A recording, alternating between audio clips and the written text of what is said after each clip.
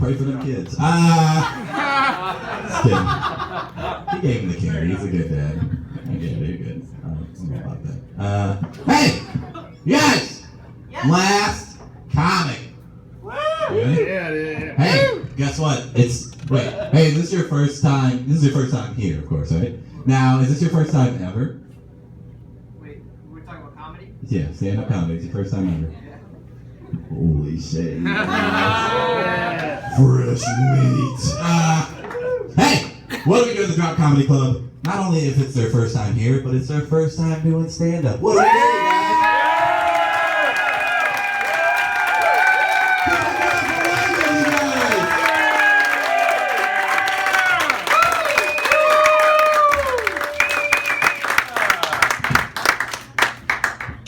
The second half was a lot funnier than the first half. I was feeling really good at the first half. No offense to you guys.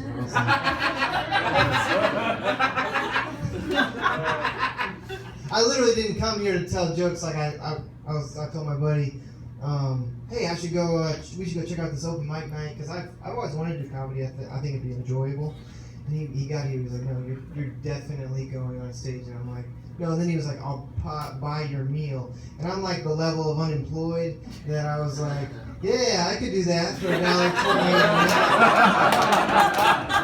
I booked 28 a minute. I could probably do a lot of things. So I'm a pastor.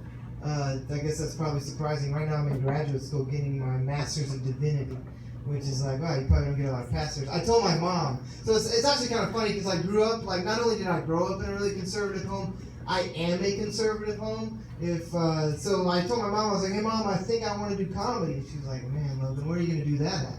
I was like, well, probably at a comedy club. And she was like, I don't know how I feel about that. And I was like, why? It's like church. She's like, what do you mean? I was like, well, you know, the alcoholics at church just wear suits, as opposed to the alcoholics at comedy clubs are really easy to spot. It's like you don't have to go through the counseling to know they've got serious family problems.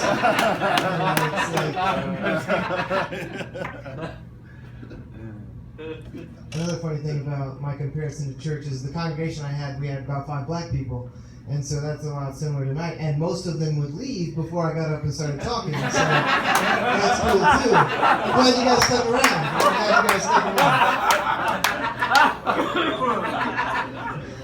So right when I got here, I heard a guy ask a guy if he was ready for Halloween. And I thought that was a really funny question because I don't really know what you do to get like ready for Halloween. I feel like there's only 2 things you can do to get ready for Halloween. And that's like either buy a costume or you could buy candy. And so either you're a child or you really want children to come to your house, which is kind of like a weird concept to me for wanting kids to come over. I don't know if you guys have met, like, I don't know, I'm a youth pastor, so I meet a lot of kids. Like, it's always, the average friend age of mine is 16, which isn't nearly as weird as it sounds, because I get paid to do that, which is kind of creepy, but, it is what it is.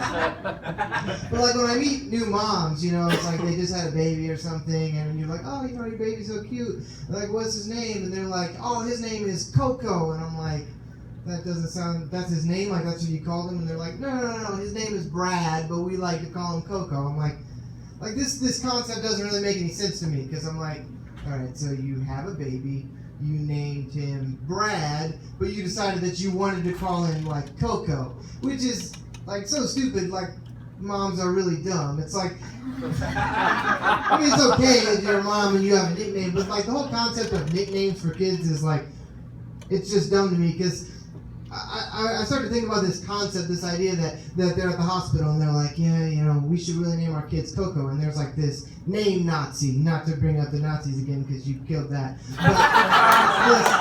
But there's this name Nazi, and she's like, I picture her in like front of a burning room, and the room's like on fire, and she's standing there with like one of those pens that you dip into ink, and she's like writing down names on her birth certificate, and she's like, what are you gonna name your kid? And she's like, well, we'd really like to name him Coco. And she's like, no, his name's Brad. And you're like, no, I want to name him Coco. They're like, no, you can call him Coco, his name's Brad, and if you don't like it, we're going to throw him into the fiery room. And it's like, my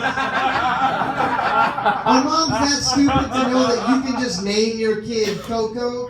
If Kim Kardashian can name her kid Northwest, you can name her kid Coco. You don't have to name You don't have to name him Brad. Moms are stupid. So my grandma's really old. A lot like most of your grandmas probably. So she loves that I'm a pastor. She calls me for advice and stuff. She's like, oh yeah, I love you're a pastor. You're the greatest preacher ever and all these things. I was home before I came. My parents live in Missouri. Before I came over here to Michigan for grad school, I was at home and she called me one day and she was just crying. And usually when my grandma calls me, I'm watching TV or something. I'm like, yeah, grandma, because she's kind of, starting to forget things a lot, so I don't really pay attention to what she says to me. Sorry if she watches this. So I'm watching TV, and I'm like, okay, well, what's up, Grandma? How's it going? Seinfeld's on. I'm kind of more interested in that. And she's crying. It's all right, well, my grandma's crying. I should probably give her a little bit of attention. And so I was like, why are you crying, Grandma? She's like, Logan, you'll never guess what happened. And I was like, you're probably right. You should just tell me. And she's like, my mailman died. And I'm like, and this is a true story. I'm like, Grandma, your mailman died? That's so sad. And she starts to tell me about her mailman. She's like, he was my mailman for 12 years. He was the nicest guy. And she just starts crying. And she's like, she's a good Christian woman. She's like, and this is a soul that I could have reached out to and all this stuff. And I'm like, Grandma, I'm just so sad for you. And this is just so terrible. And we start talking about her mailman and all these things. And she finally is like, Logan, and the worst part is, I never even met the guy. And I was just like, back to Seinfeld. My grandma's crazy. Anyways, that's my time. Thanks for if you want to look me up, I'll be on Tinder. Give it up for Logan. Hot Pastor Logan. Logan, I do have a question. I think the devil is inside of me. What do I do? So I've just been drinking and watching anime. I don't know if that... Nothing? All right, I'm due. All right, give it up again, Logan. First timer. That concludes our open mic, ladies and gentlemen. I would like to thank all of you for coming out of the Drop Comedy Club. We do this every Tuesday. We also have shows every weekend, Friday at 9, Saturday at 8 and 10. This weekend we have Jack Hole. Yeah, it's going to be fun.